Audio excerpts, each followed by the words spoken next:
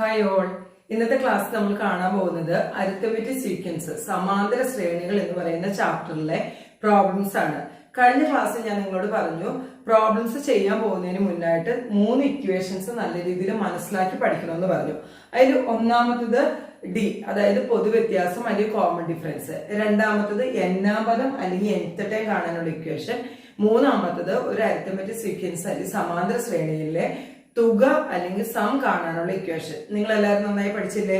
അപ്പൊ ഇന്ന് നമ്മൾക്ക് ഈ 3 ഇക്വേഷൻസും വെച്ചുകൊണ്ട് എങ്ങനെയാണ് ഏറ്റവും ഈസി ആയിട്ട് നമുക്ക് അരിത്തമെറ്റിക് സീക്വൻസിലെ അല്ലെങ്കിൽ സമാന്തര ശ്രേണിയിലെ പ്രോബ്ലംസ് ചെയ്യുന്നതെന്ന് നോക്കാം. അപ്പൊ ഞാൻ ആദ്യമായിട്ട് നിങ്ങൾ പഠിപ്പിക്കുന്നത് നിങ്ങൾക്ക് നല്ല എളുപ്പമുള്ള പ്രോബ്ലംസ് കുറച്ചധികം ചെയ്തു കഴിഞ്ഞാൽ നമുക്കൊരു കോൺഫിഡൻസ് ഒക്കെ ഉണ്ടാവും അല്ലെ.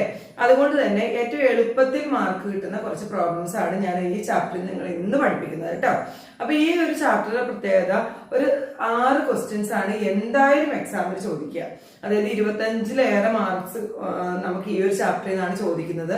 അപ്പൊ കഴിഞ്ഞൊരു വർഷം ഫോക്കസ് ഏരിയ ഒക്കെ ആയതുകൊണ്ട് ഒരുപാട് ക്വസ്റ്റ്യൻസ് ഈ ഒരു ചാപ്റ്ററിൽ നമ്മൾ ചോദിച്ചിരുന്നു. പക്ഷെ സാധാരണയുള്ള വർഷങ്ങളിൽ ഒരു 6 ക്വസ്റ്റ്യൻസ്, അതായത് 1 mark, 2 mark, 3 mark, 4 mark, 5 mark, 6 mark അങ്ങനെയൊക്കെയാണ് ഇതിന് ചോദിക്കാറ്. അതായത് നമ്മൾക്ക് ഏറ്റവും മാത്തമാറ്റിക്സ് ബുദ്ധിമുട്ടുള്ള കുട്ടികൾക്ക് അറ്റൻഡ് ചെയ്യാൻ പറ്റുന്ന കുറച്ച് ക്വസ്റ്റ്യൻസ്, കുറച്ചും കൂടെ നന്നായി പഠിച്ചവർക്ക്, അതിലും നന്നായി പഠിച്ചവർക്ക്, പിന്നെ A+, ഏറ്റവും നന്നായി പഠിച്ചവർക്ക് അറ്റൻഡ് ചെയ്യാൻ പാകത്തിന്, അങ്ങനെ ക്വസ്റ്റ്യൻസിന്റെ നിലവാരം അതിനനുസരിച്ച് വ്യത്യാസമാണ്. അപ്പൊ ഇന്നത്തെ ക്ലാസ് ഞാൻ ഏറ്റവും എളുപ്പത്തിൽ ചെയ്യാൻ പറ്റുന്നതായിട്ടുള്ള കുറച്ച് ക്വസ്റ്റ്യൻസ് നിങ്ങളെ പരിചയപ്പെടുത്തി തരാം. അരിത്തമെറ്റിക് സീക്വൻസ് അല്ലെങ്കിൽ സമാന്തര ശ്രേണി എന്താണെന്ന് അറിയാവുന്നവർക്ക് എല്ലാം ഈ പ്രോബ്ലംസ് വർക്ക്ഔട്ട് ചെയ്യാൻ പറ്റും. ഇവിടെ ശ്രദ്ധിച്ച്, അരിത്തമെറ്റിക് സീക്വൻസ് എന്ന് പറഞ്ഞാൽ എന്താ? കോൺസിക്യൂട്ടീവ് ആയ നമ്പേഴ്സിന്റെ ഇടയ്ക്കായിട്ട് ഒരു കോമൺ ഡിഫറൻസ് ഉണ്ടായിരിക്കും അല്ലെ.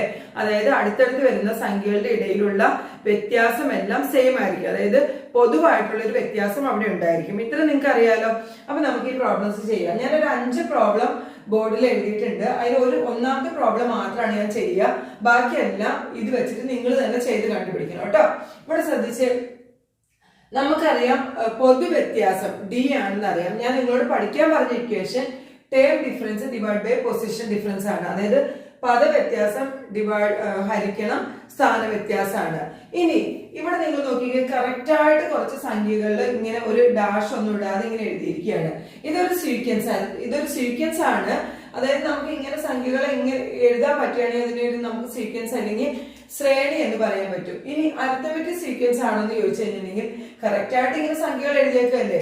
അപ്പൊ നമ്മൾ അതിന്റെ കോമൺ ഡിഫറൻസ്, ഞാൻ എളുപ്പത്തിന് വേണ്ടി CD എന്നൊക്കെയാണ് എഴുതുന്നുള്ളൂ കേട്ടോ. കോമൺ ഡിഫറൻസ് അല്ലെങ്കിൽ പൊതുവ്യത്യാസം ഡി കണ്ടുപിടിക്കുക. ഡി എങ്ങനെ കണ്ടുപിടിക്കുക? നമുക്ക് ഇതിനെ x1, x2, x3, x4 ഇങ്ങനെയൊക്കെ എഴുതാൻ പറ്റും അല്ലെ. അപ്പൊ നമുക്ക് x2 - x1 കോമൺ ഡിഫറൻസ് നമുക്ക് ഏറ്റവും എളുപ്പത്തിൽ പറയുകയാണെങ്കിൽ x2 - x1 എന്ന് പറയാൻ പറ്റും. അതായത് തൊട്ടടുത്തുള്ള 2 സംഖ്യകളുടെ വ്യത്യാസം. അപ്പൊ ഇവിടെ നിങ്ങൾ നോക്കിക്കേ, x2 എന്ന് പറയുന്നത് 5 ആണ്. 5 - 2 ഇത് നമുക്ക് 3 കിട്ടി. ക്ലിയർ അല്ലേ? ഇനി നമ്മളോട് ഇത് അരിത്തമെറ്റിക് സീക്വൻസ് അല്ലെങ്കിൽ സമാന്തര ശ്രേണി ആണോ എന്നാണ് ക്വസ്റ്റ്യൻ. എങ്കിൽ നമ്മളത് പ്രൂവ് ചെയ്യണം. അതായത് ഇത് അതാണ് എന്ത് നമുക്ക് റീസൺ പറയാൻ വേണം. അപ്പൊ നമ്മൾ ഏറ്റവും ആദ്യത്തെ 2 സംഖ്യകളുടെ വ്യത്യാസം നമ്മൾ 3 ആണെന്ന് കണ്ടുപിടിച്ചിട്ട് ഇതൊരു അരിത്തമെറ്റിക് സീക്വൻസ് ആണെന്ന് പറയാൻ പറ്റുമോ? ഇല്ല. കാരണം എന്താ? അതിനടുത്ത് കിടക്കുന്ന സംഖ്യകളുടെ ഇടയിലുള്ള വ്യത്യാസവും ഡിഫറൻസും ഈ 3 തന്നെയാണെങ്കിൽ മാത്രമാണ് നമുക്കിതൊരു അരിത്തമെറ്റിക് സീക്വൻസ് അല്ലെങ്കിൽ സമാന്തര ശ്രേണിയാണെന്ന് പറയാൻ പറ്റുള്ളൂ. അപ്പൊ നമ്മൾ എന്ത് ചെയ്യും? വീണ്ടും നമ്മൾ ചെയ്തു നോക്കണം. 8 - 5 അതായത് x3 - x2 ചെയ്തു നോക്കുക. അപ്പൊ എത്ര കിട്ടും? 8 - 5 = 3 എന്ന് തന്നെ കിട്ടി. ഓക്കെ. ഇനി നിങ്ങൾക്ക് വേണമെങ്കിൽ ഒന്നുകൂടെ ചെയ്തു നോക്കാം. x4 - x3 നിങ്ങൾക്ക് ചെയ്തു നോക്കാം. അപ്പോൾ നിങ്ങൾക്ക് എന്ത് കിട്ടും? 11 - 8 കിട്ടും. അതിന്റെ ആൻസർ 3 ആണ്. ഇതിൽ നിന്ന് എന്ത് മനസ്സിലാക്കാം? ഇവിടെ ഒരു കോമൺ ഡിഫറൻസ് അല്ലെങ്കിൽ പൊതു വ്യത്യാസം ഉണ്ട്. അതുകൊണ്ട് ഇതൊരു അരിത്തമെറ്റിക് സീക്വൻസ് ആണ്, സമാന്തര ശ്രേണിയാണെന്ന് നിങ്ങൾ എഴുതണം. ക്ലിയർ ആയില്ലേ? അതായത് നമുക്ക് എല്ലാ അടുത്തടുത്തുള്ള സംഖ്യകളും തമ്മിൽ കുറച്ച് നോക്കിയപ്പോൾ അതിന്റെ ഡിഫറൻസ് കണ്ടപ്പോൾ 3 തന്നെയാണ് കിട്ടിയിരിക്കുന്നത്. അതായത് രണ്ടാമത്തേത് നിന്ന് ഒന്നാമത്തത് കുറച്ചപ്പോഴും, മൂന്നാമത്തേത് നിന്ന് രണ്ടാമത്തത് കുറച്ചപ്പോഴും, നാലാമത്തേത് നിന്ന് മൂന്നാമത്തത് കുറച്ചപ്പോഴും നമുക്ക് 3 തന്നെയാണ് കിട്ടിയത്. അതുകൊണ്ട് ഇതൊരു അരിത്തമെറ്റിക് സീക്വൻസ് ആണ്. ക്ലിയർ ആയില്ലേ? ഇനി നിങ്ങൾ ഈ ഓരോ സീക്വൻസുകളും ഓരോ ശ്രേണികളും ഇതുപോലെ തന്നെ ചെയ്തു നോക്കുക. അപ്പൊ ചിലതിനൊക്കെ കോമൺ ആയിട്ടുള്ള ഒരു ഡിഫറൻസ്, പൊതുവായിട്ടുള്ള ഒരു വ്യത്യാസം ഉണ്ടായിരിക്കില്ല. അപ്പൊ നിങ്ങൾ എന്തെഴുതും? ഇതിനൊരു പൊതുവ്യത്യാസം ഇല്ലാത്തത് കൊണ്ട് ഇതൊരു അരിത്തമെറ്റിക് സീക്വൻസ് അല്ല എന്ന് നിങ്ങൾ എഴുതി. അതുപോലെ തന്നെ 2 മാർക്ക് അല്ലെങ്കിൽ 3 മാർക്സിനൊക്കെ ചോദിക്കുന്ന ക്വസ്റ്റ്യൻ ആണ് രണ്ടാമത്തെ ടൈപ്പ് ക്വസ്റ്റ്യന്. ഇത് പല രീതിയിൽ ചോദിക്കാം കേട്ടോ. ചിലപ്പോൾ നമ്മുടെ ക്വസ്റ്റ്യൻ പേപ്പറിൽ 369 ഒരു ഡാഷ് 15 ഡാഷ്, അതായത് കുറച്ച് ഡാഷ് ഇട്ടിട്ട്, അതായത് ഒരു സീക്വൻസിലുള്ള കുറച്ച് സംഖ്യകൾ നമുക്ക് തന്നിട്ടുണ്ടാവും. അപ്പൊ നിങ്ങൾ ശ്രദ്ധിക്കേണ്ട ഒരു കാര്യം, ഇങ്ങനെ നമുക്ക് തന്നു കഴിഞ്ഞിട്ട് മിസ്സിംഗ് ടൈം കണ്ടുപിടിക്കുക, അതായത് വിട്ടുപോയിരിക്കുന്ന സംഖ്യകളെ പൂരിപ്പിക്കുക, ഇങ്ങനെയൊക്കെ പറഞ്ഞാൽ നമുക്ക് തരണമെങ്കിൽ എന്തായാലും അതൊരു അരിത്തമെറ്റിക് സീക്വൻസ് സമാന്തര ശ്രേണി തന്നെ ആയിരിക്കും. ഓക്കെ, അതായത് അതിന്റെ ഇടയിലുള്ള കോമൺ ഡിഫറൻസ് അല്ലെങ്കിൽ പൊതുവ്യത്യാസം തുല്യമായിരിക്കും. അങ്ങനെയുള്ള ഒരു സീക്വൻസ് ആയിരിക്കും നമുക്ക് ഇങ്ങനെ തരിക. ക്ലിയർ ആയില്ലേ? ഇനി നിങ്ങൾ ശ്രദ്ധിച്ചേ, ഈ രീതിയിൽ ഇങ്ങനെ ഡാഷ് ഇട്ടിട്ടോ അല്ലെങ്കിൽ ഇങ്ങനെ റൗണ്ട് ചെയ്തിട്ടോ, അതായത് ഇതിന്റെ അർത്ഥം എന്താ, 24, 42 ഇവിടെയുള്ള 2 സംഖ്യകൾ നമ്മൾ കണ്ടുപിടിക്കണം. അതുകൊണ്ട് തന്നെ ഈ രീതിയിലോ അല്ലെങ്കിൽ 3rd ടൈം 34, 6th ടൈം 67, 3-ാം പദം 34, 6-ാം പദം 67, ഇങ്ങനെ ഏത് രീതിയിൽ നമുക്ക് ക്വസ്റ്റ്യൻ വന്നാലും നിങ്ങളിവിടെ ശ്രദ്ധിച്ചിരുന്നേ, പല കുട്ടികൾക്ക് ഇങ്ങനെ വരെ തന്നു കഴിഞ്ഞാൽ അറിയാം, പക്ഷെ ഇങ്ങനെ തന്നു കഴിഞ്ഞാൽ ആകെ ടെൻഷനാണ്, ഇത് എന്ത് സാധനമാണെന്നൊക്കെ ചോദിക്കും. അതുകൊണ്ടാണ് ഞാൻ പറയുന്നത്, ഇങ്ങനെ ഏത് രീതിയിൽ നമ്മളോട് ക്വസ്റ്റ്യൻ ചോദിച്ചാൽ ഇതിന്റെ അർത്ഥം എന്താ, നമ്മുടെ ഈ d term difference divide by position difference ഉപയോഗിച്ചിട്ട് നമ്മൾ അതിന്റെ ഡി കണ്ടുപിടിക്കുക, പൊതുവ്യത്യാസം അല്ലെങ്കിൽ കോമൺ ഡിഫറൻസ് കണ്ടുപിടിക്കുക. ജസ്റ്റ് ചെയ്ത് കണ്ടുപിടിച്ചാൽ മതി. മനസ്സിലാവണില്ലേ? ഏറ്റവും എളുപ്പത്തിൽ നമുക്ക് കണ്ടുപിടിക്കാൻ പറ്റുന്ന ഒരു പ്രോബ്ലംസ് ആണ് ഇത് കേട്ടോ. പക്ഷെ ഇങ്ങനെ ഇത് വേർഡ് പ്രോബ്ലം ആയിട്ടൊക്കെ തന്നേക്കണ കണ്ടിട്ട് നിങ്ങൾ ടെൻഷൻ അടിക്കൊന്നും വേണ്ട, നമുക്ക് ഈസി ആയിട്ട് കണ്ടുപിടിക്കാം. ഇവിടെ നിങ്ങൾ ശ്രദ്ധിച്ചേ, ഞാൻ നിങ്ങളോട് d term difference divide by position difference എന്ന് പറഞ്ഞു തന്നു അല്ലെ. അപ്പൊ ഞാൻ കഴിഞ്ഞ പ്രോബ്ലത്തില് ഞാൻ വളരെ എളുപ്പമായിട്ട് 2ാമത്തെ പദത്തിൽ നിന്ന് 1ാമത്തെ പദം കുറച്ചു, 3ാമത്തെ പദത്തിൽ നിന്ന് 2ാമത്തെ പദം കുറച്ചു, അങ്ങനെ കണ്ടുപിടിച്ചു. അപ്പൊ നിങ്ങൾക്ക് ചിലവർക്കാണെങ്കിൽ ഒരു ഡൗട്ട് വന്നിട്ടുണ്ടാവും, ടീച്ചർ പറഞ്ഞു ആകെ ഡി മാത്രം കണ്ടുപിടിച്ചാൽ d term difference divide by position difference വെച്ചിട്ടാണ് ചെയ്യണേ, എന്നിട്ട് ടീച്ചർ വളരെ എളുപ്പത്തിൽ 2ാമത്തെ പദത്തിൽ നിന്ന് 1ാമത്തെ പദം കുറച്ചു എന്ന് നിങ്ങൾ ചിന്തിക്കാനുണ്ടാവും. അപ്പൊ നിങ്ങൾ ഇവിടെ ശ്രദ്ധിച്ചേ, നമുക്ക് എളുപ്പത്തിൽ ചെയ്യാൻ വേണ്ടി ശരിക്കും ഈ 2ാമത്തെ പദത്തിൽ നിന്ന് 1ാമത്തെ പദം കുറയ്ക്കുക എന്ന് പറഞ്ഞാലും ഈ ഇക്വേഷൻ വെച്ചിട്ട് തന്നെ ചെയ്യണത്. പക്ഷെ അതിന്റെ ഡിനോമിനേറ്റർ അല്ലെങ്കിൽ ഛേദഭാഗം 1 ആയി പോകും. കാരണം എന്താ, 2ാമത്തെ പദം താഴെ വരുമ്പോ 2 - 1 എന്ന് വരും, അല്ലെങ്കിൽ 3ൽ നിന്ന് 2 കുറയ്ക്കുമ്പോൾ 3 - 2 എന്ന് വരും. അതുകൊണ്ട് അത് 1 ആയി പോകുന്നത് കൊണ്ടാണ് നിങ്ങൾക്ക് ഇങ്ങനെ ഈസി ആയിട്ട് 2ാമത്തേത് 1ാമത്തെ കുറയ്ക്കാൻ പറ്റുന്നത്. മനസ്സിലായില്ലേ? അപ്പൊ നിങ്ങൾക്ക് ആ ഒരു കൺഫ്യൂഷൻ വേണ്ട. പക്ഷെ നമുക്കൊരു മാത്സ് കിട്ടിക്കഴിഞ്ഞ്, മാത്സിന്റെ പ്രോബ്ലംസ് കിട്ടിക്കഴിഞ്ഞ് നമ്മൾ ചെക്ക് ചെയ്യുക, അടുത്തടുത്തുള്ള പദങ്ങൾ ഉണ്ടോ എന്ന് നോക്കുക. അടുത്തടുത്ത് ഇപ്പൊ ഈ കേസിൽ 3, 6, 9, അതായത് 3 കഴിഞ്ഞിട്ടുള്ള സംഖ്യ ഇവിടെ കറക്റ്റ് ആയിട്ട് നിങ്ങൾക്ക് തന്നിട്ടുണ്ട് അല്ലെ. അങ്ങനെയുള്ള കേസുകളിൽ നമ്മൾ എന്ത് ചെയ്യണം, ഈ 6ൽ നിന്ന് 3 അങ്ങ് കുറച്ചാൽ മതി. അപ്പൊ നമ്മുടെ കോമൺ ഡിഫറൻസ് കിട്ടും. നമ്മൾ വേറെ ഒന്നും ആലോചിക്കണ്ട. അടുത്തുള്ള സംഖ്യകളാണ് നമുക്ക് തന്നിരിക്കുന്നതെങ്കിൽ നമ്മൾ എന്ത് ചെയ്യണം, 2ാമത്തെ സംഖ്യയിൽ നിന്ന് 1ാമത്തെ സംഖ്യ, അതായത് അടുത്ത് കിടക്കുന്ന 2 സംഖ്യകൾ തമ്മിൽ അതിന്റെ ഡിഫറൻസ് അല്ലെങ്കിൽ വ്യത്യാസം കാണുക. മനസ്സിലായില്ലേ? അപ്പൊ ഈ 1ാമത്തെ ക്വസ്റ്റ്യൻ ഞാൻ നിങ്ങൾക്ക് ചെയ്തു തരാം. 3, 6, 9 ഡാഷ് 15 ഡാഷ് എന്നാണ് ക്വസ്റ്റ്യൻ അല്ലെ. അപ്പൊ നമുക്ക് ഡി കോമൺ ഡിഫറൻസ് പൊതുവ്യത്യാസം എന്ന് പറഞ്ഞാൽ x2 - x1 is equal to 6 - 3 is equal to നിങ്ങൾക്ക് 3 തന്നെ കിട്ടി. അപ്പൊ നമുക്ക് കോമൺ ഡിഫറൻസ് ഈസി ആയിട്ട് കിട്ടി. 3 ആണ് കോമൺ ഡിഫറൻസ് അല്ലെങ്കിൽ പൊതുവ്യത്യാസം. അപ്പൊ നിങ്ങൾ ഇവിടെ നോക്കിക്കേ, 3 + 3 6, 6 + 3 9. അങ്ങനെയാണെങ്കിൽ 9ന്റെ കൂടെ 3 ആഡ് ചെയ്യുമ്പോൾ എന്ത് കിട്ടും, 9 + 3 എന്ന് പറയുന്നത് 12 ആണ്. അപ്പൊ നമുക്ക് ഇവിടുത്തെ സംഖ്യ കിട്ടി. അതുപോലെ 12ന്റെ കൂടെ 3 ആഡ് ചെയ്തപ്പോൾ 15 കിട്ടി. 15ന്റെ കൂടെ 3 ആഡ് ചെയ്യുമ്പോൾ നമുക്ക് എന്ത് കിട്ടും, 15ന്റെ കൂടെ 3 കൂട്ടി കഴിയുമ്പോൾ നമുക്ക് 18 കിട്ടും. വളരെ എളുപ്പമല്ലേ ക്വസ്റ്റ്യൻ? നമുക്ക് വളരെ എളുപ്പത്തിൽ നമുക്ക് ഈ ക്വസ്റ്റ്യൻസ് കിട്ടി. അതുപോലെ 2ാമത്തെ ക്വസ്റ്റ്യൻ ഞാൻ ഇവിടെ എഴുതിയിരിക്കുന്നത് 24, 42 ഡാഷ് ഡാഷ് എന്നാണ്. അപ്പൊ ഈ ഒരു ക്വസ്റ്റ്യൻ നിങ്ങൾ എങ്ങനെ ചെയ്യും? ഞാൻ ഈ ചെയ്തതുപോലെ തന്നെ 42ൽ നിന്ന് 24 കുറയ്ക്കുമ്പോൾ നമുക്ക് ഒരു കോമൺ ഡിഫറൻസ് പൊതുവ്യത്യാസം കിട്ടും. ആ പൊതുവ്യത്യാസം 42ന്റെ കൂടെ കൂട്ടി കഴിയുമ്പോൾ നമുക്ക് ഈ സംഖ്യ കിട്ടും. ഈ സംഖ്യയുടെ കൂടെ വീണ്ടും പൊതുവ്യത്യാസം കൂട്ടി കഴിയുമ്പോൾ നമുക്ക് അടുത്ത സംഖ്യ കിട്ടും. മനസ്സിലായില്ലേ? ഇനി നമുക്ക് എങ്ങനെയാണ് ഡാഷ്, അതായത് അടുത്തടുത്തുള്ള കോൺസിക്യൂട്ടീവ് ആയിട്ടുള്ള സംഖ്യകൾ നമുക്ക് തന്നിട്ടില്ലെങ്കിൽ എങ്ങനെ ചെയ്യാം അത് നമുക്കൊന്ന് നോക്കാം. മുന്നേ ആയിട്ട് ഞാൻ ഒരു കാര്യം കൂടെ പറഞ്ഞു തരട്ടെ കേട്ടോ. ഞാൻ നിങ്ങളോട് പറഞ്ഞു common difference term difference divide by position difference ആണ്. അതായത് പദവ്യത്യാസം ഹരിക്കണം സ്ഥാന വ്യത്യാസമാണെന്ന് പറഞ്ഞു. അപ്പൊ ഞാനിപ്പോ നിങ്ങൾ വളരെ എളുപ്പത്തില് 2ാമത്തെ പദത്തിൽ നിന്ന് 1ാമത്തെ പദമൊക്കെ കുറയ്ക്കുമ്പോൾ നിങ്ങൾക്ക് ഒരു കൺഫ്യൂഷൻ വരില്ലേ? ടീച്ചർ പറഞ്ഞതല്ലേ എല്ലാ പ്രോബ്ലംസ് ഈ ഒരു ഇക്വേഷൻ വെച്ച് ചെയ്യാൻ പറ്റുമെന്ന് പറഞ്ഞല്ലേ എന്ന് തോന്നും. അതിനായിട്ട് നിങ്ങൾ ഇങ്ങനെ തന്നെ ചെയ്യണമെന്നുള്ളവർ ഇവിടെ ശ്രദ്ധിച്ചേ. നമ്മൾ ഡിയുടെ ഇക്വേഷൻ എഴുതി. ഇപ്പൊ ഇവിടെ ഞാൻ already term difference divide by position difference എഴുതിയിട്ടുണ്ട്. അതായത് പദവ്യത്യാസം ഹരിക്കണം സ്ഥാന വ്യത്യാസം അല്ലെ, സ്ഥാന വ്യത്യാസം. ഇത് ഉപയോഗിച്ചിട്ട് എങ്ങനെയാ ചെയ്യുന്നത് നോക്കിക്കേ. അപ്പൊ നമുക്ക് ഇവിടെ തന്നിരിക്കുന്നത് ഇത് എത്രാമത്തെ സ്ഥാനമാണ് നോക്കുക. ഇത് x1 ആണ്. അതായത് ഒന്നാമത്തെ പൊസിഷനിലുള്ള ഒന്നാമത്തെ സ്ഥാനത്ത് കിടക്കുന്ന ഒന്നാമത്തെ പദമാണ്. ഇത് രണ്ടാമത്തെ സ്ഥാനത്ത് കിടക്കുന്ന രണ്ടാമത്തെ പദമാണ്. അപ്പൊ പദ വ്യത്യാസം എന്നാ പറഞ്ഞിരിക്കുന്നത്. പദം ഏതാ? രണ്ടാമത്തെ പദം മൈനസ് ഒന്നാമത്തെ പദം. 4 - 2 ഡിവൈഡ് ബൈ സ്ഥാന വ്യത്യാസം. രണ്ടാം സ്ഥാനത്ത് നിന്ന് ഒന്നാം സ്ഥാനം കുറയ്ക്കണം. 2 - 1 മനസ്സിലായില്ലേ? അപ്പൊ 4ൽ നിന്ന് 2 കുറയ്ക്കുമ്പോൾ 2 കിട്ടും. 2ൽ നിന്ന് 1 കുറയ്ക്കുമ്പോൾ 1 തന്നെ കിട്ടും. അപ്പൊ ഇതിന് 2 ഡിവൈഡഡ് ബൈ അല്ലെങ്കിൽ 2 ഹരിക്കണം 1 എന്ന് പറഞ്ഞാൽ 2 തന്നെയാണ് കേട്ടോ. അപ്പൊ നിങ്ങൾ സാധാരണ രീതിയിൽ 4ൽ നിന്ന് 2 കുറച്ച് കിട്ടിയാലും നിങ്ങൾക്ക് ആൻസർ പൊതുവ്യത്യാസം കോമൺ ഡിഫറൻസ് 2 തന്നെ കിട്ടും. ഈ ഇക്വേഷൻ വെച്ച് ചെയ്താലും നിങ്ങൾക്ക് 2 തന്നെ കിട്ടും. പക്ഷെ ഏതാ എളുപ്പം? നമുക്ക് അടുത്തടുത്ത സംഖ്യകൾ തരികയാണെങ്കിൽ നമുക്ക് എളുപ്പം വെറുതെ അടുത്തടുത്ത സംഖ്യകൾ തമ്മിലുള്ള വ്യത്യാസം കണ്ടുപിടിക്കുകയാണ് എളുപ്പം. അതുകൊണ്ടാണ് ഞാൻ ആ രീതി ചെയ്തത്. കൺഫ്യൂഷൻസ് വേണ്ട. അപ്പൊ നമുക്ക് ഈ ഒരു പ്രോബ്ലത്തിൽ നമുക്കറിയാം അടുത്തടുത്തുള്ള സംഖ്യകൾ കോൺസിക്യൂട്ടീവ് ആയിട്ടുള്ള സംഖ്യകൾ നമുക്ക് തന്നിട്ടില്ല അല്ലെ. അതായത് 5-11 എന്നാണ് നമുക്ക് തന്നിരിക്കുന്നത്. അപ്പൊ ഇങ്ങനെയുള്ള കേസുകളിൽ ഇത് എന്തായാലും അരിത്തമെറ്റിക് സീക്വൻസ് ആയിരിക്കും. അപ്പൊ നമ്മൾ ആദ്യം ചെയ്യേണ്ട കാര്യം അതിന്റെ പൊതു വ്യത്യാസം അല്ലെങ്കിൽ കോമൺ ഡിഫറൻസ് കണ്ടുപിടിക്കുകയാണ് ചെയ്യേണ്ടത്. d = term difference divide by position difference. നമ്മൾ കണക്ക് ചെയ്യുന്നതിന് മുന്നായിട്ട് തന്നെ നമുക്ക് അറിയാവുന്ന ഇക്വേഷൻ ഒക്കെ കറക്റ്റ് ആയിട്ട് എഴുതി വെക്കണം കേട്ടോ. അപ്പൊ പൊതു വ്യത്യാസം അല്ലെങ്കിൽ കോമൺ ഡിഫറൻസ് എഴുതുക. d = term difference divide by position difference. അതായത് പദ വ്യത്യാസം ഡിവൈഡ് ബൈ സ്ഥാന വ്യത്യാസം കേട്ടോ. കറക്റ്റ് ആയിട്ട് എഴുതുക. അത് കഴിഞ്ഞ് നമ്മളിവിടെ നോക്കിക്കേ. ഇത് x1 ആണ്, ഒന്നാമത്തെ പദമാണ്. ഇത് രണ്ടാമത്തെയാണ്. ഇത് മൂന്നാമത്തതാണ്. ഇത് നാലാമത്തതാണ്. ഇനി നമ്മൾ ചെക്ക് ചെയ്യേണ്ടതെന്ന് വെച്ചാൽ നമുക്ക് തന്നിരിക്കുന്ന പദങ്ങള് ഏതെല്ലാം സ്ഥാനത്ത് കിടക്കണം നോക്കണം. നമുക്ക് തന്നിരിക്കുന്ന ടേംസിന്റെ പൊസിഷൻ നോക്കാം. ഇത് എത്രാമത്തെ പൊസിഷനിലുള്ള?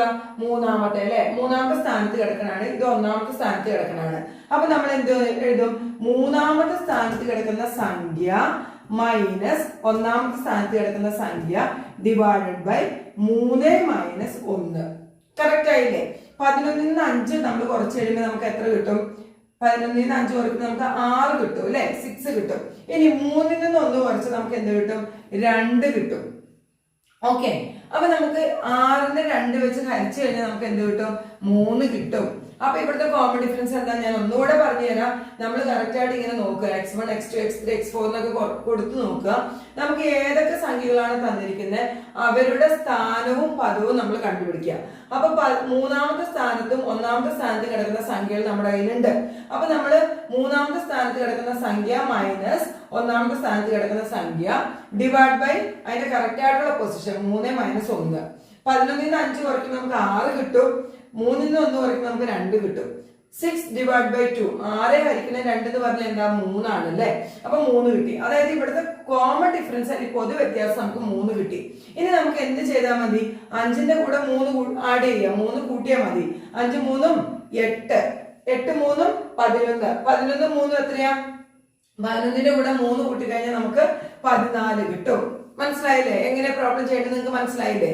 ഓക്കെ. ഇനി നമുക്ക് അടുത്ത ക്വസ്റ്റ്യൻ നോക്കാം. ഈ രീതിയിൽ നമ്മളോട് ചോദിക്കുന്ന പ്രോബ്ലത്തിൽ നമ്മൾക്ക് പറഞ്ഞിട്ടുണ്ടാവും ആദ്യത്തെ 5 പദങ്ങൾ കണ്ടുപിടിക്കുക, അല്ലെങ്കിൽ 10ാമത്തെ പദം മാത്രം കണ്ടുപിടിക്കുക, അല്ലെങ്കിൽ 100ാമത്തെ പദം മാത്രം കണ്ടുപിടിക്കുക. അല്ലെങ്കിൽ നമ്മളോട് ചോദിക്കുന്നതാണ് ഇതിൽ 100ാമത്തെ പദം 25 ആണോ, അല്ലെങ്കിൽ ഏതെങ്കിലും ഒരു സംഖ്യ തന്നിട്ട് 101 എന്തെങ്കിലും തന്നിട്ട് ചോദിക്കും ഇത് ഈ സീക്വൻസിലെ ഈ ശ്രേണിയിലെ പദമാണോ. ഇതുപോലെ എല്ലാം ചോദിക്കുന്ന പ്രോബ്ലംസ് നമ്മൾ ഒരേ രീതിയിൽ തന്നെയാണ് ചെയ്യുന്നത്. അതിൽ ഒരു മാറ്റവും ഇല്ല. അപ്പൊ ഇങ്ങനെ ഒരു ക്വസ്റ്റ്യൻ ചോദിച്ചാൽ നമ്മൾ ആദ്യം കണ്ടുപിടിക്കേണ്ട ആള് അതിന്റെ പൊതു വ്യത്യാസം അല്ലെങ്കിൽ കോമൺ ഡിഫറൻസ് ആണ്. അതാണ് നിങ്ങൾ ആദ്യം ഓർക്കേണ്ട കാര്യം. നമുക്ക് ഇങ്ങനെയുള്ളൊരു പദങ്ങൾ വെച്ചിട്ട് എന്തൊരു പ്രോബ്ലം തന്നാലും നമ്മൾ ആദ്യം എന്ത് കണ്ടുപിടിക്കണം? കോമൺ ഡിഫറൻസ് അല്ലെങ്കിൽ അതിന്റെ പൊതു വ്യത്യാസം കണ്ടുപിടിക്കണം. നമ്മുടെ equation d = term difference divide by position difference. അതായത് d = പദ വ്യത്യാസം ഡിവൈഡ് ബൈ സ്ഥാന വ്യത്യാസം. ഇക്വേഷൻ കറക്റ്റ് ആയിട്ട് എഴുതി വെക്കുക. പദ വ്യത്യാസം ഡിവൈഡ് ബൈ സ്ഥാന വ്യത്യാസം ഇക്വേഷൻ എഴുതുക കേട്ടോ. അതിനുശേഷം നമ്മൾ ഇവിടെ നോക്കുക. തേർഡ് ടേം 34, മൂന്നാം പദം 34, ആറാമത്തെ പദം 67. ആറാം പദം 67 എന്നാണ് തന്നിരിക്കുന്നത്. അപ്പൊ നമുക്കറിയാം പദങ്ങളാണ് ആദ്യം എഴുതേണ്ടത്. വലിയ സ്ഥാനത്ത് കിടക്കുന്ന പദം ഏതാ? അതായത് പൊസിഷൻ വലുത് 6 ആണ് അല്ലെ, 6 ആണ് പൊസിഷൻ വലുത്.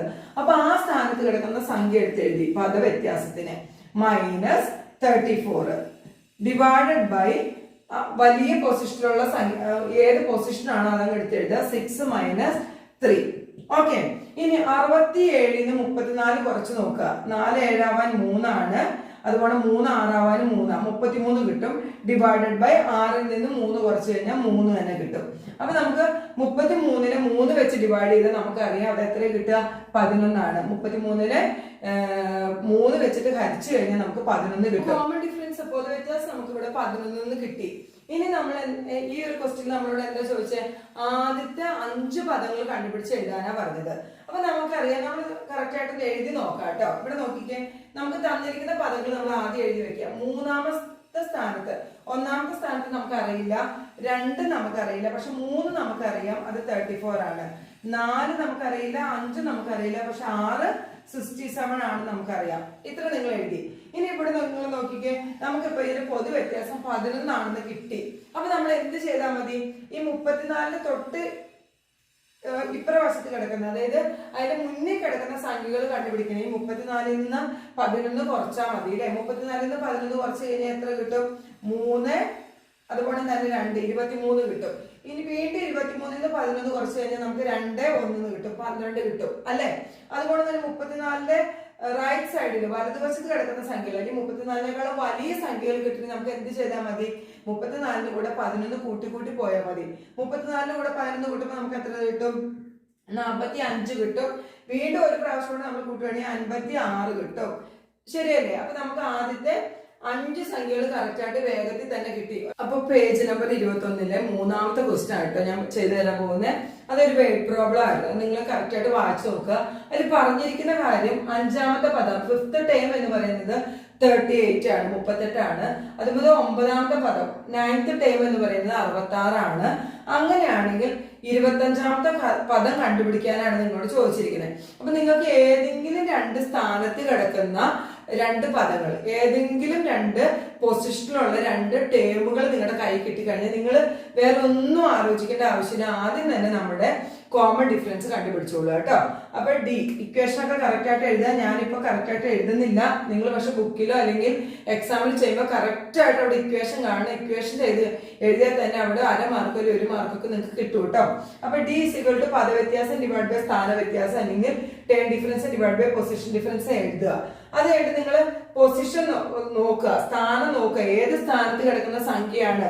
5 ആണോ 9 ആണോ വലുത്? 9 ആണ് അല്ലെ? അപ്പൊ ആ സംഖ്യ എടുത്ത് എഴുതുക. 66 മൈനസ് 38 ഡിവൈഡഡ് ബൈ ആ സ്ഥാനത്തിന്റെ അതേ പൊസിഷൻ തന്നെ താഴെട്ട് എഴുതുക. മനസ്സിലായില്ല? അപ്പൊ പദത്തിന്റെ അതേ പൊസിഷൻ തന്നെ താഴെട്ട് എഴുതുക. 9 മൈനസ് 5 എന്ന് എഴുതി. ഇനി 66ൽ നിന്ന് 38 കുറച്ച് കഴിഞ്ഞാൽ നിങ്ങൾക്ക് എത്ര കിട്ടും? 8ഉം ഒരു 28 നിങ്ങൾക്ക് കിട്ടും. ഡിവൈഡ് ബൈ 9ൽ 5 കുറച്ച് കഴിഞ്ഞിട്ടുണ്ടെങ്കിൽ നമുക്ക് 4 കിട്ടും. ശരിയല്ലേ?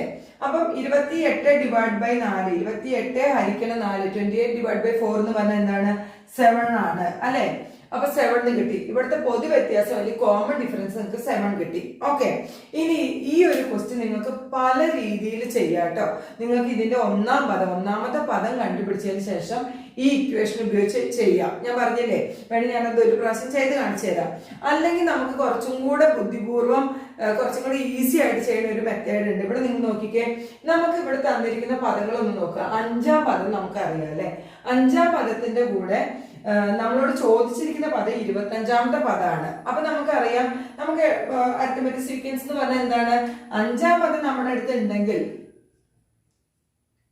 x5 നമ്മുടെ അടുത്ത് ഉണ്ട് അല്ലെ? 38 ആണെന്നുണ്ട്. ഇതിന്റെ കൂടെ 20 പ്രാവശ്യം കോമൺ ഡിഫറൻസ് കൂട്ടിക്കഴിഞ്ഞാൽ നമുക്ക് എന്താ കിട്ടുക? x25, 25ാമത്തെ പദമാണ് നമുക്ക് കിട്ടുക അല്ലെ? നമുക്ക് ഉറപ്പല്ലേ? അതായത് ഒന്നാമത്തെ പദത്തിന്റെ കൂടെ ഒരു പ്രാവശ്യം കോമൺ ഡിഫറൻസ് കിട്ടി നമുക്ക് 2ാമത്തെ പദം കിട്ടും. അല്ലെങ്കിൽ തിരിച്ച് ചിന്തിച്ച് നിങ്ങളുടെ കയ്യിൽ 3ാമത്തെ പദമാണ് ഇരിക്കുന്നത്. നിങ്ങൾക്ക് 5ാമത്തെ പദം കിട്ടണമെങ്കിൽ എന്ത് ചെയ്താൽ മതി? 3ാമത്തെ പദത്തിന്റെ കൂടെ 2 പ്രാവശ്യം കോമൺ ഡിഫറൻസ് കൂട്ടിയാൽ മതി. ശരിയല്ലേ? ഇതൊക്കെ ഞാൻ ആദ്യത്തെ ക്ലാസ്സുകളിൽ പറഞ്ഞു തന്നിട്ടുണ്ട്. അല്ലെങ്കിൽ 10ാമത്തെ പദത്തിന്റെ കൂടെ 20ാമത്തെ പദം കിട്ടണമെങ്കിൽ എന്ത് ചെയ്യണം? പത്താമത്തെ പദത്തിന്റെ കൂടെ 10 പ്രാവശ്യം കോമൺ ഡിഫറൻസ് കൂട്ടുക. അല്ലെങ്കിൽ 10ാമത്തെ പദം നമ്മുടെ കയ്യിലുണ്ട്, നിങ്ങൾക്ക് 40ാമത്തെ പദം കിട്ടണമെങ്കിൽ എന്ത് ചെയ്യണം? 10ാമത്തെ പദത്തിന്റെ കൂടെ 30 പ്രാവശ്യം കോമൺ ഡിഫറൻസ് കൂട്ടുക. ശരിയല്ലേ? ആ രീതിയിൽ നമ്മൾ ചിന്തിക്കുകയാണെങ്കിൽ നമുക്ക് ഇവിടെ x5 നമ്മുടെ അടുത്തുണ്ട്, 38ആണ്. 38ന്റെ കൂടെ 20 പ്രാവശ്യം ഈ കോമൺ ഡിഫറൻസ് കൂട്ടിക്കഴിഞ്ഞാൽ നമുക്ക് x25 കിട്ടൂലേ? അങ്ങനെ ചെയ്താലും പോരെ. അതാണ് എളുപ്പം, ഏറ്റവും എളുപ്പത്തിൽ ചെയ്യാൻ പറ്റുന്ന രീതി ഇതാണ്. 20 × 7 ചെയ്യുക. അപ്പൊ നമുക്ക് എന്ത് കിട്ടും നോക്കാം. 38 + 140. അപ്പൊ ഇത് നമ്മളൊന്ന് കൂട്ടി നോക്കിക്കേ. 140 + 38 കൂട്ടി നോക്കുക. 8, 7, 1. അപ്പൊ 178 ആണ് ഇവിടുത്തെ x25. x25ാമത്തെ പദം എന്ന് പറയുന്നത് 178 ആണ് നിങ്ങൾക്ക് കിട്ടും. ഇപ്പൊ നിങ്ങൾക്ക് ക്ലിയർ ആയോ? ഒന്നുകൂടെ ഞാൻ വേണമെങ്കിൽ പറഞ്ഞുതരാം. നമുക്ക് തന്നിരിക്കുന്ന ഏത് രീതിയിലുള്ള ഇങ്ങനത്തെ ഒരു ക്വസ്റ്റ്യൻ ചോദിച്ചാലും നമ്മൾ ആദ്യം തന്നെ അതിന്റെ പൊതുവ്യത്യാസം കണ്ടുപിടിക്കുക. പൊതുവ്യത്യാസം നമ്മൾ കണ്ടുപിടിച്ചു, 7 കിട്ടി. ഇനി നമുക്ക് ഇവിടെ തന്നിരിക്കുന്ന 5ാമത്തെ പദം 38 തന്നിട്ടുണ്ട്, 9ാമത്തെ പദം 66 തന്നിട്ടുണ്ട്. അപ്പൊ നമുക്ക് പെട്ടെന്ന് നോക്കുന്നതിന് ഇപ്പൊ 9ാമത്തെ പദത്തിന്റെ കൂടെ എത്ര കുട്ടികളെ 25ാമത്തെ പദം കിട്ടുന്നതെന്നൊക്കെ ചോദിക്കുമ്പോൾ നമുക്ക് 25 ന്ന് 9 കുറച്ച് നോക്കണം അല്ലെ? കുറച്ച് ബുദ്ധിമുട്ടാണ്. അതിൽ ഏറ്റവും എളുപ്പം എന്ന് പറഞ്ഞാൽ 5ാമത്തെ പദത്തിന്റെ കൂടെ 20 പ്രാവശ്യം കോമൺ ഡിഫറൻസ് കൂട്ടി 25ാമത്തെ പദം കിട്ടും നമുക്കറിയാം. അപ്പൊ നമ്മൾ എന്ത് ചെയ്തു? 5ാമത്തെ പദത്തിന്റെ കൂടെ 20 × കോമൺ ഡിഫറൻസ് ചെയ്തു. അപ്പൊ നമുക്ക് 38 + 140 കിട്ടി. ഇത് നമ്മൾ കൂട്ടി കഴിഞ്ഞപ്പോൾ നമുക്ക് 178 കിട്ടി. അപ്പൊ നമ്മുടെ x25ാമത്തെ പദം എന്ന് പറയുന്നത് 178 ആണ്. മനസ്സിലായില്ലേ? ഇനി വേറൊരു കുറച്ചും കൂടെ ബുദ്ധിമുട്ടുള്ള ഒരു രീതി ഉണ്ട്. അതായത് നമ്മൾ ആദ്യം തന്നെ നമ്മൾ 1ാമത്തെ പദം ഫസ്റ്റ് ടൈം നമ്മൾ കണ്ടുപിടിക്കുക. ഫസ്റ്റ് ടൈം കണ്ടുപിടിച്ചതിന് ശേഷം ഈ ഇക്വേഷൻ ഉപയോഗിച്ച് ചെയ്യുക. അതിന്റെ ഒന്നും ആവശ്യമില്ലല്ലോ. നമുക്ക് മാത്തമാറ്റിക്സ് എന്ന് പറഞ്ഞാൽ ഏറ്റവും എളുപ്പമുള്ള മെത്തേഡിലൂടെ, അല്ലെങ്കിൽ നമുക്ക് ഇതുവരെ അറിയില്ലാത്ത ചെറിയ ചെറിയ ഉള്ള കാര്യങ്ങളിലൂടെ നമ്മൾ മുന്നോട്ട് പോകല്ലേ എളുപ്പം. അപ്പൊ എനിക്ക് തോന്നുന്നു ഇതായിരിക്കും നിങ്ങൾക്ക് ഏറ്റവും എളുപ്പമായിട്ടുള്ള മെത്തേഡ്. അതുപോലെ തന്നെ കുറച്ച് ക്വസ്റ്റ്യനും കൂടെ ഞാൻ ഇതേ രീതിയിലുള്ള നിങ്ങൾക്ക് തരാം. അത് നിങ്ങൾ ചെയ്ത് നോക്കുമ്പോൾ നിങ്ങൾക്ക് ഇത് കുറച്ചും കൂടെ മനസ്സിലാക്കാൻ പറ്റും. അപ്പൊ ഞാൻ നിങ്ങളോട് പറഞ്ഞു, നമ്മുടെ കയ്യിൽ 1ാമത്തെ പദം നമുക്ക് ക്വസ്റ്റ്യനിൽ തന്നിട്ടില്ല, അല്ലെങ്കിൽ 1ാമത്തെ പദം കണ്ടുപിടിക്കാൻ നമ്മൾ 1-2 സ്റ്റെപ്പുകൾ ഉപയോഗിക്കണമെങ്കിൽ അങ്ങനെയുള്ള ക്വസ്റ്റ്യനുകളിൽ നമ്മളിപ്പോ ഇവിടെ നോക്കിക്കേ, ഞാൻ ഇതിന് തൊട്ട് മുന്നേ നിങ്ങൾക്ക് ചെയ്തു തന്ന പ്രോബ്ലം, അതുപോലെ തന്നെ 2 പ്രോബ്ലംസ് ഞാൻ എഴുതിയിട്ടുണ്ട്. നിങ്ങൾ ഇത് ചെയ്തു നോക്കുക കേട്ടോ. 4th ടൈം 4ാം പദം 2 ആണ്, 7ാം പദം 7th ടൈം 3 ആണ്. അങ്ങനെയാണെങ്കിൽ 10ാമത്തെ പദം കണ്ടുപിടിക്കുക. അതാണ് 1ാമത്തെ ക്വസ്റ്റ്യൻ. 4ാമത്തെ പദം 2, 7ാമത്തെ പദം 3, 10ാമത്തെ പദം കണ്ടുപിടിക്കുക. ഇനി 3ാമത്തെ പദം ഇങ്ങനെയൊക്കെ എഴുതി നിങ്ങൾക്ക് അത് കുറച്ചും കൂടെ മനസ്സിലാക്കി എടുക്കുക കേട്ടോ. കാരണം നമുക്ക് കണക്കെന്ന് പറയുമ്പോൾ പല രീതിയിൽ നമ്മൾ മനസ്സിലാക്കുക. അതിന് വേണ്ടിയിട്ടാണ് പല രീതിയിൽ ഞാൻ ക്വസ്റ്റ്യൻ തരുന്നത്. ഇത് x3 = 24 എന്ന് പറഞ്ഞതിന്റെ അർത്ഥം എന്താ? 3ാമത്തെ പദം 24 ആണ്, x5 = 60, 5ാമത്തെ പദം 60 ആണ്. അങ്ങനെയാണെങ്കിൽ x16 കണ്ടുപിടിക്കുക, 16ാമത്തെ പദം കണ്ടുപിടിക്കാൻ. ക്ലിയർ ആയില്ലേ?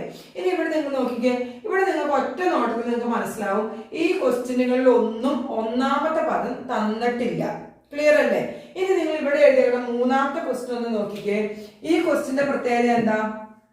ഈ ക്വസ്റ്റ്യനില് കറക്റ്റ് ആയിട്ട് 1ാമത്തെ പദം, 2ാമത്തെ പദം, 3ാമത്തെ പദമൊന്നും തന്നിട്ടുണ്ട് അല്ലെ? 1ാമത്തെ പദം ഇവിടെയുണ്ട്. ക്ലിയർ ആയില്ലേ? ഈ 2 ക്വസ്റ്റ്യൻ തമ്മിലുള്ള വ്യത്യാസം എന്താ നിങ്ങൾക്ക് മനസ്സിലായോ? ഇപ്പൊ നമ്മൾ ചെയ്ത ക്വസ്റ്റ്യനില് 1ാമത്തെ പദം നമുക്ക് കറക്റ്റ് ആയിട്ട് തന്നിട്ടില്ല, അത് നമ്മൾ കണ്ടുപിടിക്കണം. പക്ഷെ ഈ 3ാമത്തെ ക്വസ്റ്റ്യന്റെ പ്രത്യേകത എന്താ? ഇതിൽ 1ാമത്തെ പദം ഫസ്റ്റ് ടേം നമ്മുടെ കയ്യിലുണ്ട്. ക്ലിയർ ആയില്ലേ? ഫസ്റ്റ് ടേം നമ്മുടെ കയ്യിൽ ഉണ്ടെങ്കിൽ നമ്മൾ എന്ത് ചെയ്യണം?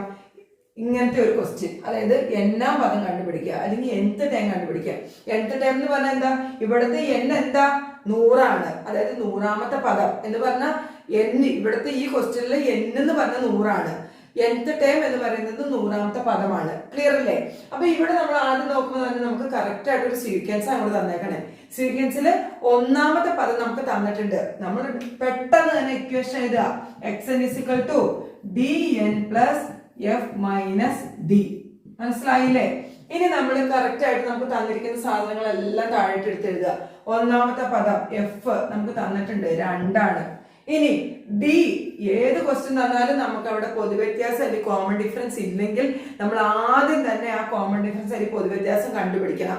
ഡി = 4 - 2. നമുക്ക് വെറുതെ ഒരു രസത്തിന് ഒരു ഇക്വേഷനൊക്കെ എഴുതി വെക്കാം കേട്ടോ.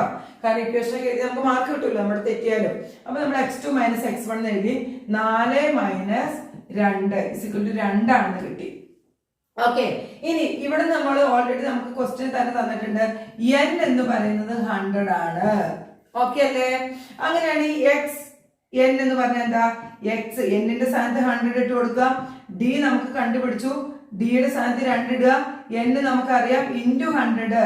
അതായത് ഡി എൻ എന്ന് പറഞ്ഞാൽ എന്താ? ഡി ഇൻറ്റു എൻ ആണ് ഡി എൻ അല്ലെ? കോമൺ ഡിഫറൻസിന്റെ കൂടെ n മൾട്ടിപ്ലൈ ചെയ്യാനാണ്. അതിനാണ് നമ്മൾ ഡി എൻ എന്ന് പറയുന്നത്. ഈ n ഒന്നും ആരും ഇവിടെ താഴെ കൊണ്ടുവന്ന് എഴുതി വെച്ചേക്കരുത് കേട്ടോ. അപ്പൊ 2 ഇൻറ്റു 100 പ്ലസ് എഫ്. എഫ് നമ്മൾക്ക് അറിയാം 2 ആണ്. 2 മൈനസ് കോമൺ ഡിഫറൻസ് അതും 2 തന്നെയാണ്. ഓക്കെ, ഇവിടെ നോക്കിക്കേ, 2 ഇൻറ്റു 100 200. ഓക്കെ, പ്ലസ് ഈ ബ്രാക്കറ്റ് ഇടുന്നതിന്റെ കാര്യം നിങ്ങൾക്ക് ഇപ്പൊ മനസ്സിലായോ? ഇവിടെ നോക്കി, ബ്രാക്കറ്റിന്റെ ഉള്ളിൽ 2 മൈനസ് 2 ആണ്. അതായത് എന്താ? 0 ആണ്. ക്ലിയർ അല്ലേ? അപ്പൊ എക്സ് 100 എന്ന് പറഞ്ഞാൽ നിങ്ങൾക്ക് എന്ത് കിട്ടി? 200 plus 0 is equal to 200. 200 plus 0 is equal to 200 എന്ന് കിട്ടി. അതായത് 100ാമത്തെ പദം എന്ന് പറയുന്നത് 200 ആണ്. ഇപ്പൊ നിങ്ങൾക്ക് ചെറിയൊരു കൺഫ്യൂഷൻ വന്നു. എങ്ങനെയാണ് നമ്മൾ എക്സ് എൻ എന്ന് പറഞ്ഞ ഇക്വേഷൻ ഉപയോഗിച്ച് പെട്ടെന്ന് തന്നെ നമുക്ക് എക്സ് എൻ എന്ന് പറയുന്ന ഇക്വേഷൻ ഉപയോഗിച്ചാൽ കിട്ടുമെന്ന് നമ്മൾ എങ്ങനെ അറിയും? ഒന്നാമത്തെ പദം നമുക്ക് കറക്റ്റ് ആയിട്ട് ആ സീക്വൻസിൽ ഉണ്ടെങ്കിൽ നമ്മൾ വേറെ ഒന്നും ആലോചിക്കേണ്ട, എക്സ് എൻ എന്ന് പറയുന്ന ഇക്വേഷൻ എടുത്ത് എഴുതുക, ചെയ്തോളുക. ഇനി ഒന്നാമത്തെ പദം ഇല്ലാതെ നമുക്കൊരു സീക്വൻസ് എന്തെങ്കിലും തന്നിട്ട് അതിൽ 10ാമത്തെ പദമോ 100ാമത്തെ പദമോ 14ാമത്തെ പദമൊക്കെ കണ്ടുപിടിക്കാൻ പറഞ്ഞു കഴിഞ്ഞാൽ നമ്മൾ അതിന്റെ കോമൺ ഡിഫറൻസ് കണ്ടുപിടിക്കുക. ഈ രീതി പറ്റും കേട്ടോ. ഇതിൽ ആദ്യം തന്നെ നമ്മൾ അപ്പൊ എന്ത് ചെയ്യേണ്ടി വരും? എഫ് കണ്ടുപിടിക്കേണ്ടി വരും. ഇവിടുത്തെ എഫ് ഇല്ലാത്ത എഫിന് നമ്മൾ കണ്ടുപിടിക്കേണ്ടി വരും. അതിനും എളുപ്പം ഇവിടെ നിങ്ങൾ നോക്കിക്കേ, ഇതിൽ 10ാമത്തെ പദം കണ്ടുപിടിക്കാൻ പറഞ്ഞാൽ ഒന്നില്ലെങ്കിൽ 7ാമത്തെ പദം നമുക്കറിയാം. കോമൺ ഡിഫറൻസ് കണ്ടുപിടിച്ചതിന് ശേഷം 7ാമത്തെ പദത്തിന്റെ കൂടെ 3 പ്രാവശ്യം കോമൺ ഡിഫറൻസ് കൂട്ടിക്കഴിഞ്ഞാൽ നമുക്ക് 10ാമത്തെ പദം കിട്ടും. അല്ലെങ്കിൽ 4ാമത്തെ പദത്തിന്റെ കൂടെ നമ്മൾ 6 പ്രാവശ്യം കോമൺ ഡിഫറൻസ് കൂട്ടിക്കഴിഞ്ഞാൽ നമുക്ക് 10ാമത്തെ പദം കിട്ടും. ഇപ്പൊ ഈ 2 ടൈപ്പ് ക്വസ്റ്റ്യൻ തമ്മിലുള്ള ചെറിയൊരു വ്യത്യാസം നിങ്ങൾക്ക് മനസ്സിലായെന്ന് ഞാൻ കരുതുന്നു. അപ്പൊ ഇതുപോലെ നിങ്ങൾ പ്രോബ്ലംസ് വർക്ക്ഔട്ട് ചെയ്ത് നോക്കാം കേട്ടോ.